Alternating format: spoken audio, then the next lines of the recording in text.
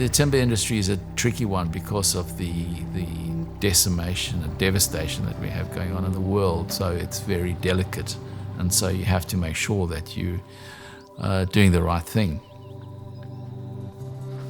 We do what we call urban salvage, and we love doing that because that's timber that's come from tree loppers where people are building a building or putting a road in or something like that, and then we take the trees that would have been mulched and cut them, and a lot of that will go to the hobbyists and furniture makers through the gallery. We definitely need to be connected to timber because it's a fundamental part of us. We've grown with it since the beginning. So there's definitely a connection, I think, as we become more and more removed from nature, in the cities that we live in and our technical stuff with our phones and computers and everything. I see it in the gallery a lot, the younger generation coming in and being moved by a piece of timber. This thing was alive, and so we owe it to honor it, and so that's what we do. I'm just the conduit, from its growth through me to the makers. What a gift we were given to have that, in so many formats. So all I am is the guy that gives it the next life, really. Yeah, we're blessed with an enormous amount of tree species that don't occur anywhere else, even in Australia, some of them. So a lot of them are native to Queensland. So they're ideally suited for instrument timbers or tonewoods. They have fantastic tap tone, which is what the luthiers are looking for in an instrument. And they are not endangered, so we can harvest them with a clear conscience. And they all striking looking visually, not just good tonewoods, but visually they're amazing.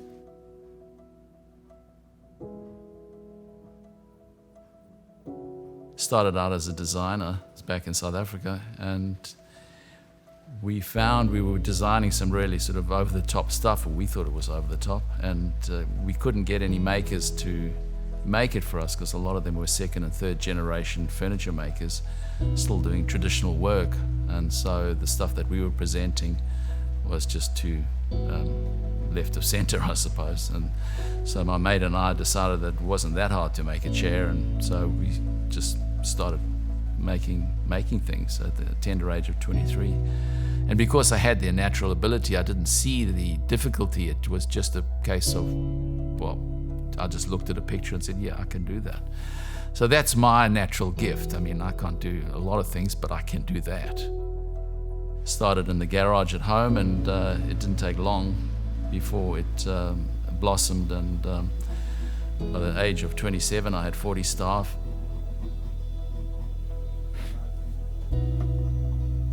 One of the most valuable things I left behind in South Africa when I immigrated was my reputation. Nobody knew me as a maker here as they did in South Africa.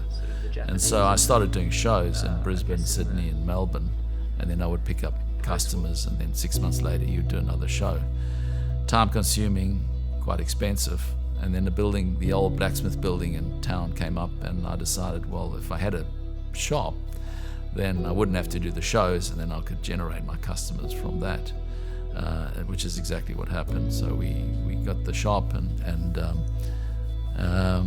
got customers that way. And then when the instruments came on, that started as word of mouth. And then we went online with an online presence and started growing our customer base from that. It was interesting because the cut of the log, I was bringing up premium logs, particularly from Tasmania, and because I was making premium dining room suites, I was chasing a book match pair on either side of the heart. And so we would have these logs with these pairs cut, and then I would be left with the heart cut, which was the quarter sawn material, which happens to be what you need to cut for instruments. So in a moment of wisdom or just because I had nothing else to do with it. I kept it all, and so I started accumulating this magnificent quarter sawn material from premium logs, and then it didn't take long before I realized I was sitting on something that was really special. So this is off to Collins in the States. One thing led to another. It was, we started talking to instrument makers, and I realized that I had not only book matched pairs for dining room suites, but I also had quarter sawn material. Later on, as I started cutting more and more for instruments, I would then, using my mill, obviously turn and cut quarter sawn, which is amazing for the ability to handle the log and cut to the cambium layer on a Wood-Mizer is just outstanding. I can't rate it high enough. It's just an amazing bit of gear to do that. You have control of the log and accuracy, and so for cutting instrument timbers particularly, I don't think there's any better. For me, it's imperative to cut dead flat because I'm cutting high-end or high-value timber. And so if I lose 10 mil because of a variance in the cut, it costs me a lot of money. If you don't know what you're doing, if you're trying to push the thing through with the wrong blade on, well, you're going to have a problem. So it comes down to knowing the capability of your mill, using the right blade, and it's every time. For my purpose, it's magnificent. The logs that I'm milling now are for 2 years' time, so I've got to preempt what I'm going to need. I've got to be buying the right logs. I'm going to be cutting the right logs in sequence and cutting it the right way for what you need. One guitar will take very small amount of wood, so we can be fussy, and we tend to buy premium. So, and that's why it's important for us that the milling is right.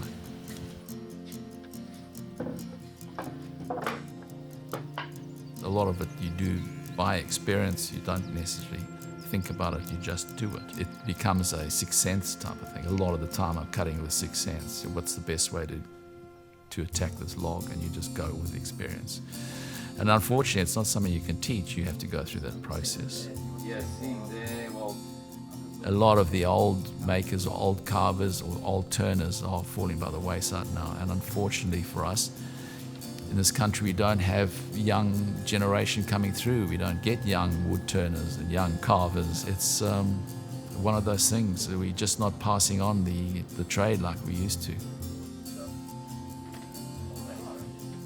And so a lot of people are doing things that they're not particularly wanting to do, but they do it for the money. And of course, they need the money to buy the house, which is expensive. And so it's a difficult one. I can see why a lot of people wouldn't want to make a table because there's not a lot of money in it, but I do think the government could do more and even subsidize something like that, because those people would be a lot happier. And if we've got happy people, society would be a lot better.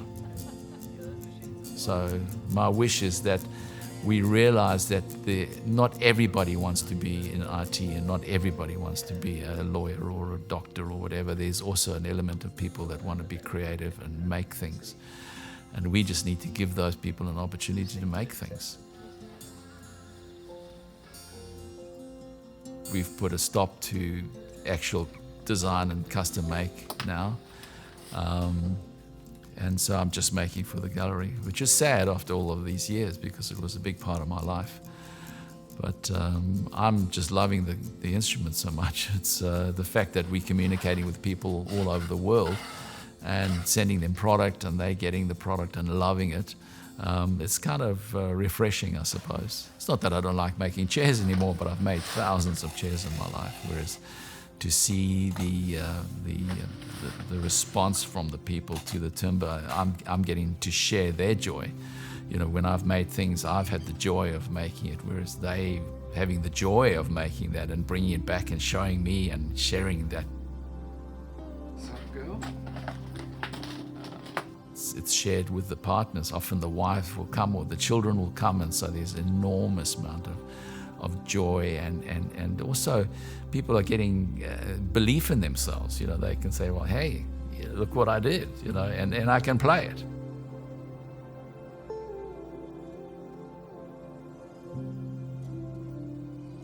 It's about creating a relationship with the maker. It's not just one guitar, it's an infectious thing. So they come, they make one, and then they come back, and then they make another, and then before you know it, I've got a local guy that's come to me, and he's on number 63, It's electric guitars. He's made 63 electric guitars, so well done him. Beautiful too.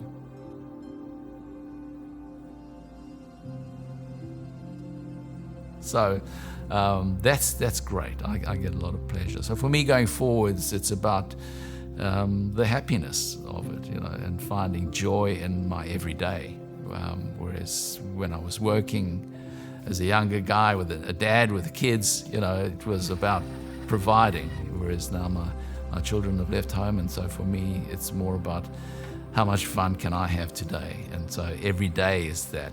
I focus every day on that. So it's an important thing for me. And I mean, I'm like a kid.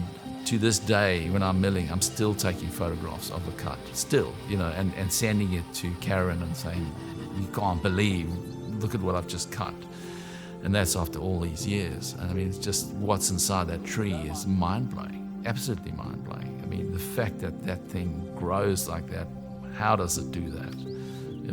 It's incredible. And you find such beauty, such beauty. I know I'm a little bit obsessed, but that's just how it is. What can I say?